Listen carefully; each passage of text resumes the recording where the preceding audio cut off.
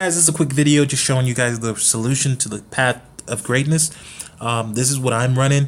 You could probably do this a lot easier. You don't need loyalty if you change this guy.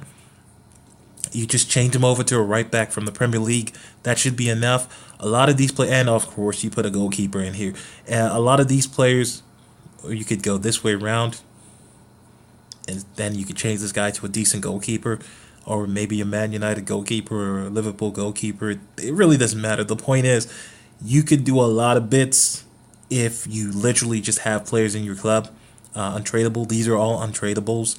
Everybody here is untradeable apart from Tillman, and Tillman is not untradeable, but he's not that expensive in the market. This is a Tillman that I had in my club before, but I did buy a Tillman a second ago just to show you guys how this works and like how much he would be. I go ahead and just scroll down real quick and show you guys. This is the Tillman right here. I bought him for 3,500 coins, but there was some Tillemans for 2,000 something coins. You could do bids and you'd be alright. But there's probably been a solution on the market that's probably come up and it's got Tillemans in it. But of course you guys can see that, like, 3.5. Yep, it's a good price and it's holding. So I think this is not supposed to be that expensive. The point is that this SBC right now, this SBC is too expensive. And I think at the point we're at in FIFA right now, I think it's too much effort to get a player that's not really going to fit into your squad. 88 Kostas Manolas, is he really going to fit into your team? Are you really going to be able to play him? Is it really going to work? I mean, for me, for example, like, I've already got a Kostas Manolas red card that I pulled, and the problem for me is I just don't know how I'm going to stick him into my squad. Now, I could put him here, but I'd have to get rid of Baresi. And, of course, I'd have to leave this guy playing, but I'd have to get rid of Baresi, and I don't want to do that.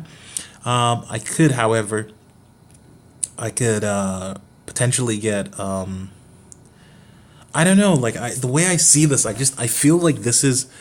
It's one of those where you kind of feel like, okay, if I was to put him in here, he wouldn't connect with David De Gea, but that's okay because he'd still connect with everybody else, and he would actually not be on full chem because none of these players play at his club, and that's the problem there. So that's the first issue.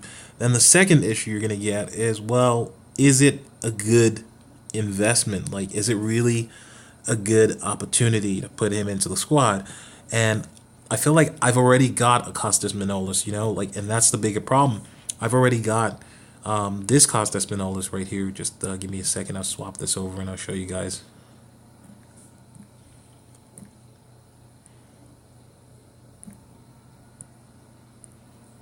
So I've already got this Kostas Manolas right here, and I would need to literally just do this. And of course, he'd be on 7 chem. And then the only thing I could do is I could change the manager's league and get him on 8 chem, and it still wouldn't make a difference because he wouldn't fit into my squad, and that's the bigger problem. I could get Chiellini and put Chiellini in the team, and that would work. But this guy, no, it wouldn't work. Now, as much as I love Kostas Manolas as a player, as much as I think he's a great guy or whatever, I just don't think this is going to fit into the team, and I just don't think he's going to add value to my team. And I feel like he's just going to be a problem in the squad right now. So is this SBC worth doing? No, I don't think this SBC is worth doing because I feel like he is not value for money. The other thing is, how much is this SBC going to cost you? I'm going to have a good guess right now and just say this should be somewhere in the region of a couple 100,000, like maybe 140, 150,000. Can you get better at 150,000 right now? Of course you can. If you just search 170,000 minimum prices, this is a 150,000 pound, 50,000 coin player. This is a 178,000 coin player that is 91 rated. Juventus, you can connect him straight, connect the dots. In my team, for example. So is it worth it for me to get an untradeable version of a player and stick into my squad and try to make that work? I don't think so, and that's where the problem that I can't seem to get my head around starts to come into this. So the first thing I would say to a lot of people, why is this Marquinhos still less than 88? He should be 88 rated because this card should be +1 against all informs, so that's probably going to have to get upgraded later. But the point is that the first thing I would tell a lot of you people is don't waste your time doing this card. It's not worth it because it's a way to drain the coins from your team. And if you don't realize that, well, your coins will get drained. The point is that I feel like I need players right now that will be end game players. By that I mean players that will stick with a club right up until the end of like FIFA. You don't want to be buying like untradeable 88 rated players right now. You don't want to have those players in your clubs because you can't get rid of them. Now, a lot of the players that I have right now, these are players that many of them are tradable, actually, surprisingly enough. This is a tradable player. He's a tradable player. He's tradable. He's tradable. And he's tradable. So that's what you want to be doing. You don't want to stock up your club with untradeable players. And the thing is, because the tradable market is suffering from a lot of untradeable influxes, people are selling their tradable players cheaper than they should. But again, it doesn't matter because the best thing here that you could do for yourself is do not get suckered into selling your players cheap. I'm not saying sell players expensive. I'm saying do not get suckered into anyway, don't buy these untradeable players. Do not go out and give your whole team for untradeable players. I know a lot of people are doing these base icon SBCs. I haven't done a single one of them, and I do not intend to do a single one of them. In fact, I've benefited from these base icon SBCs by simply taking the players that I have, selling them, and buying players that are like dropped down in price because of the base icon SBCs. Because I know as soon as we get like an Optimus Prime SBC, a lot of people are going to need these icon SBCs, these base icons, and they're not going to have the base icons.